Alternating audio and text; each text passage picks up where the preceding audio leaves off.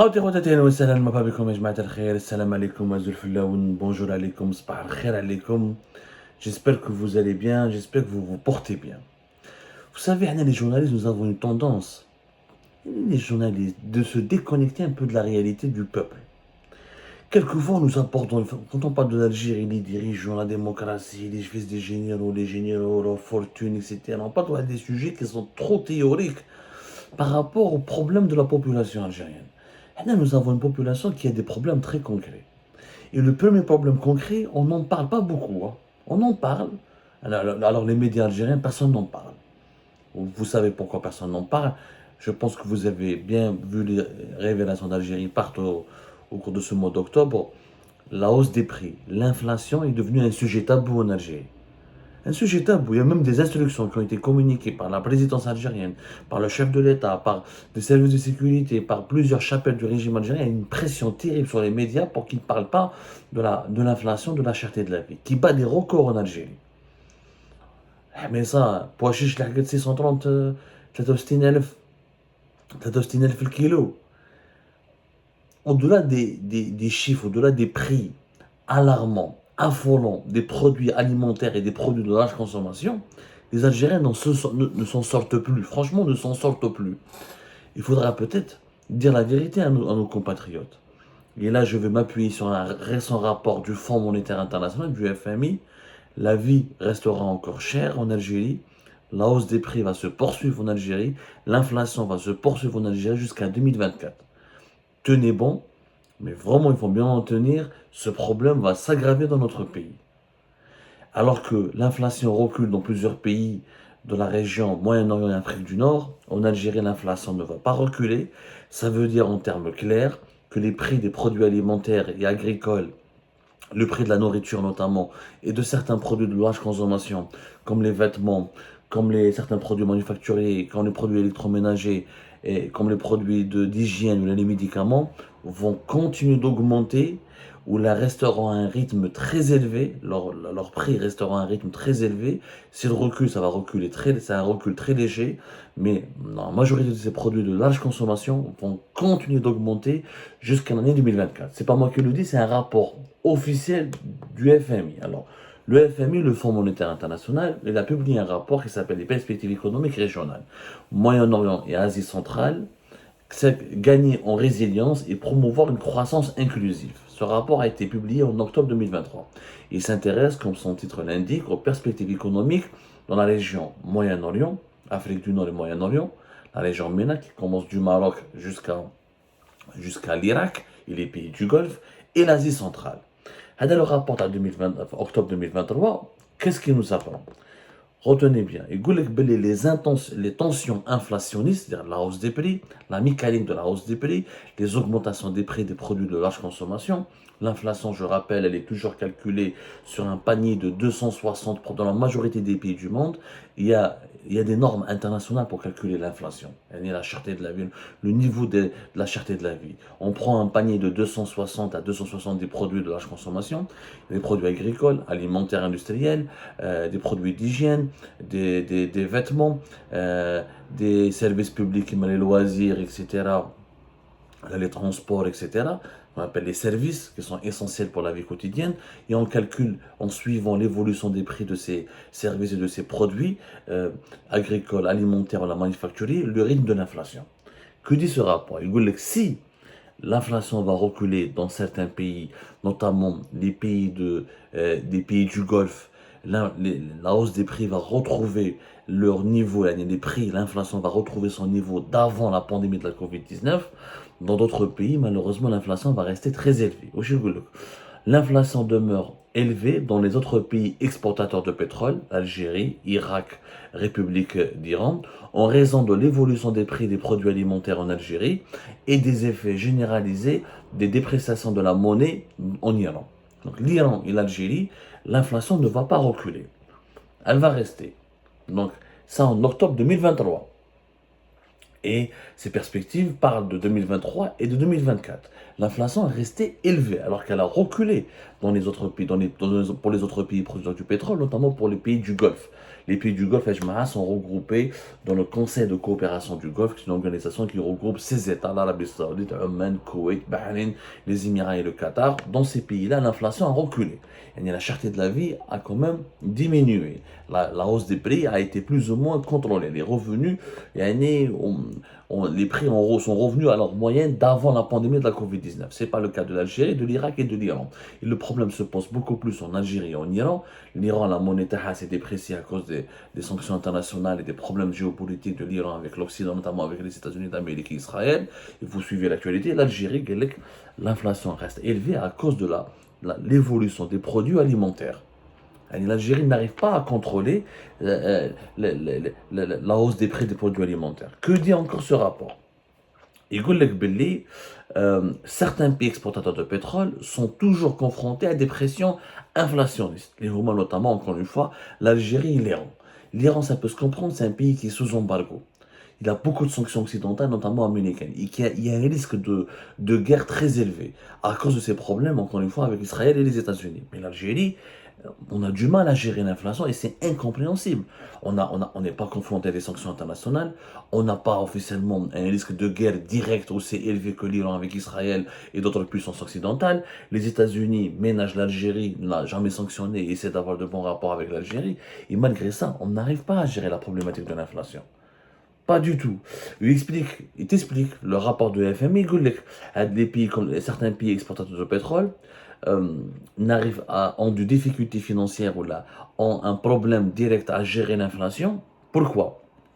Parce qu'il y a beaucoup d'aides publiques, l'Algérie dépense beaucoup d'argent sur les transferts sociaux, sur l'allocation de chômage, on dépense beaucoup, et ces dépenses publiques ne font pas reculer l'inflation.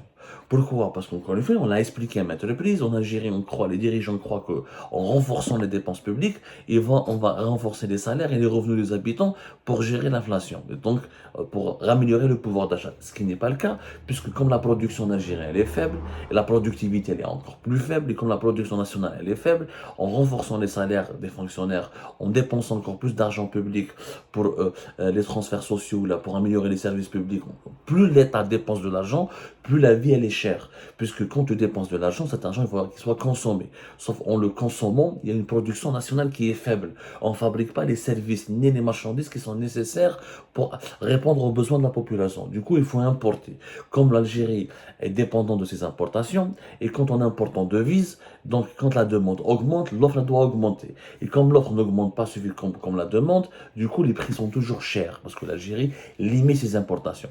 Le seul moyen pour que l'Algérie fasse baisser ses prix, les prix des produits de large consommation, pour que l'inflation recule, pour que la cherté de la vie devienne moins grave que ce qu'elle est aujourd'hui, la seule solution c'est d'importer massivement. C'est-à-dire que d'ouvrir les ventes des importations pour rééquilibrer entre l'offre et la demande. L'Algérie dépense beaucoup d'argent public, c'est ce que dit le FMI. Et cet argent public n'est pas destiné pour créer des emplois, créer des richesses, renforcer l'industrie nationale, renforcer les activités économiques. Il est destiné juste pour améliorer les revenus des fonctionnaires et des habitants et améliorer et dépenser plus d'argent pour les services publics et les administrations de l'État ou là pour essayer le confort de la population. Mais à travers quoi? Le confort de la population s'améliore à travers le salaire. Mais si le salaire ne correspond pas à une création d'activités économiques, à une production réelle de produits à valeur ajoutée, tu ne produis pas de marchandises et de services, tu payes quelqu'un juste sans qu'il produise, et ben l'inflation augmente dans ton pays. Parce que lui, il va dépenser cet argent que tu lui donnes, et s'il n'y a pas de produits fabriqués localement, tu es obligé de les importer.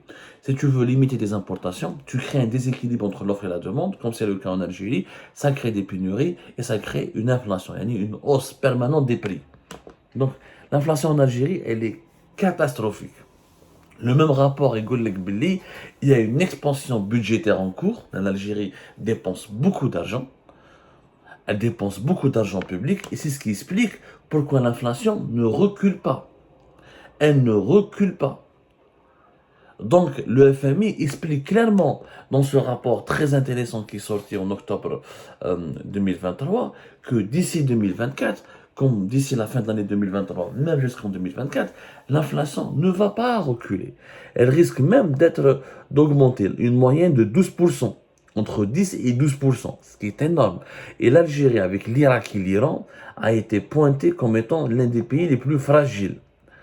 Et cette fragilité s'explique par quoi? Par une mauvaise gestion de l'argent public. Younes, les dirigeants algériens ne veulent pas comprendre. Tu veux développer le pays, il faut produire. Il faut investir sur la production.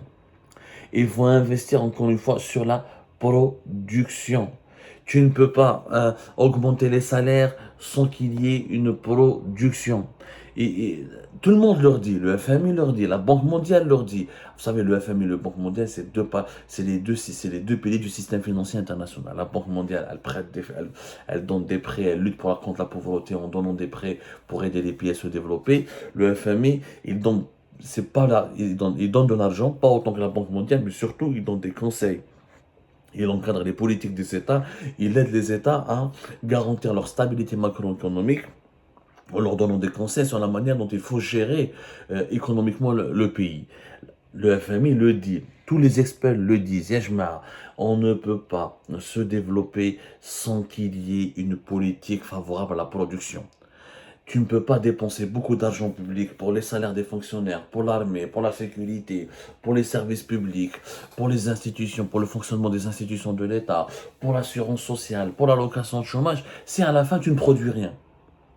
Tout cet argent qui est injecté dans le pays et qui n'est pas destiné à des investissements économiques purs, c'est-à-dire création des usines, fabrication de produits, fabrication de services pour les exporter, transformation d'une matière première en produit fini, si cet argent public n'est pas destiné à ces activités économiques et industrielles pures, il va générer plus d'inflation.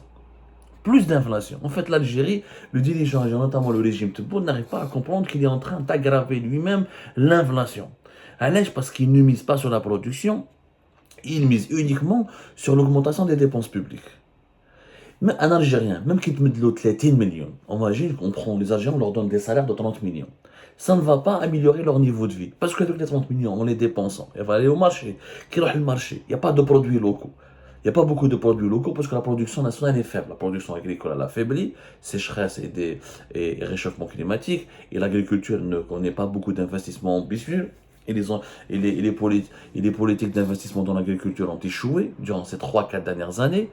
Notre industrie, elle est faible. Pas beaucoup de matières premières pour fabriquer des produits finis. Plus, avec les restrictions aux importations, ce qui fait que la disponibilité des produits, elle n'est pas conforme au niveau de la demande. Donc, il te met de 30 millions, un salaire de 30 millions de centimes. Il va le dépenser, il va consommer. Les commerçants, face à une demande élevée, seront obligés d'augmenter le prix parce qu'il n'y a pas assez d'offres. Et du coup, l'inflation va s'aggraver. Donc même avec 30 millions, les Algériens ne vont pas s'en sortir. C'est ce que les gens n'arrivent pas à comprendre. La seule solution, c'est d'investir dans la production. Il faut produire, il faut apprendre à travailler, à produire. C'est-à-dire, il vaut mieux payer l'Algérien 5 millions. Mais avec ces 5 millions d'Algériens produits, si on a suffisamment de produits locaux, ce jour-là, on va rééquilibrer. Maintenant, la solution, encore une fois, c'est de libérer les importations. Il faut libérer les importations pour calmer la hausse des prix et investir dans la production pour rééquilibrer le rapport entre importation et exportation. Il faut qu'on arrive à produire localement. Pour produire localement, il faut ramener des investisseurs étrangers. Il faut laisser les producteurs algériens ramener la matière première. Il faut un climat économique sain. Il faut une stabilité politique. Il faut aussi des investissements importants dans le développement économique. C'est-à-dire, au lieu de donner beaucoup d'argent à l'armée, au Moudjahidine, à la présidence, pour les salaires des fonctionnaires, il faut investir pour ouvrir des usines, ouvrir des centres de recherche, ouvrir des zones industrielles, ouvrir des zones économiques. Il faut développer la productivité et la production. C'est la seule solution. Le FMI le dit. Trop de dépenses publiques en Algérie, ça aggrave l'inflation et la cherté de la vie. Le FMI nous a averti, l'Algérie reste l'un des pays qui sera encore touché par l'inflation et par l'augmentation des prix. Est-ce que les dirigeants algériens vont les écouter? Je n'en suis pas sûr.